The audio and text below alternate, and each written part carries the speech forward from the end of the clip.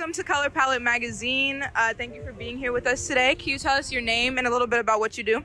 Yeah, for sure. My name is Kalani Ware. I'm a visual artist from Oakland, California. I paint murals. I'm a graphic designer.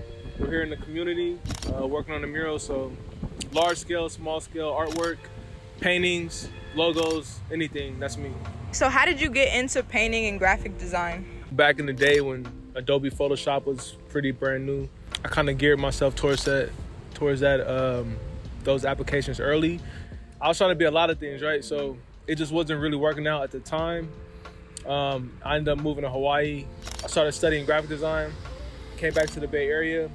At the same time, I was, always painting, and, here I am doing it. Okay, so you just mentioned both Hawaii and the Bay Area. How do you think that those two places and your culture, how you grew up, has affected your art? Yeah, so those two environments affected and inspired me and motivated me a lot. Hawaii is a lot more calm. It's paradise. It's like one of the most isolated islands in the world. Just the lush environment in general is very soothing. So, I kind of gravitated my color palette towards that and merged it with the energy in the Bay Area. You got people here from every ethnicity around the world. So I'm always trying to find ways to merge those two cultures, those two lifestyles. And I feel like my artwork kind of represents that in a pretty good way. Can you tell us a little bit about this mural and this project that you're working on? Yeah, so this mural is a partnership between the African American Arts and Cultural District along with the Chinese Cultural District. And they wanted to bring out two lead artists, myself for this side of the wall, and then there's another artist by the name of Helise that's painting the other side of the wall, and it's called a Youth Unity Mural. And so, it's about forging and celebrating African American and Asian unity. Mm-hmm. So every day we have different youth come out here from ages like 11 to like 18. They come out here and paint and contribute by adding their own designs. And, we've been here all week, so this was a good opportunity for me to just, showcase my creativity as well as be a part of the community. So for the design, did you come up with the basic idea and then just had the kids add to it? How does that work? Right. So about a few days, maybe like 3 days, we went back and forth with the two organizations. We'll create an initial layout of the design, and then the staff as well as the volunteers and the students, they approve the design.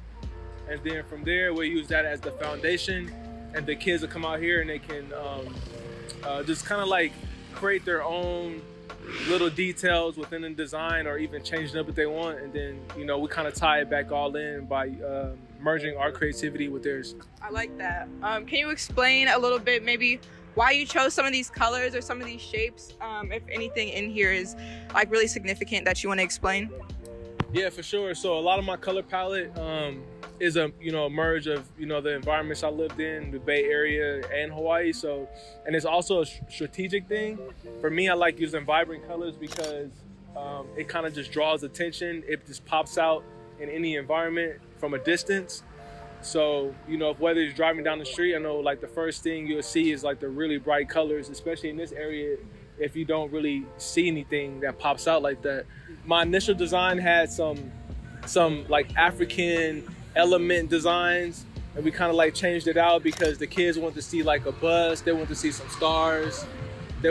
So the kids had some input that they wanted to add in, and I made sure I kind of tied that all back in. Yeah, we were able to see your mural from across the street. We were like, oh yeah, that's it right there. Can you tell us a little bit about your work with festivals? Yeah, so my experience with festivals, it started roughly around 2016.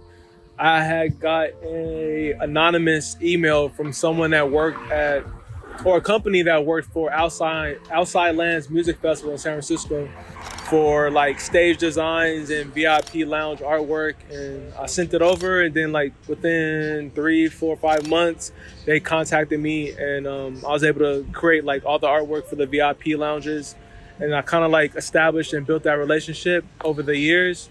And I think like 2-3 years after that, I actually designed one of their stages for the festival. There was 3 large stages, and this is like a festival that's like over 50, 60,000 people. So that was just crazy big for me.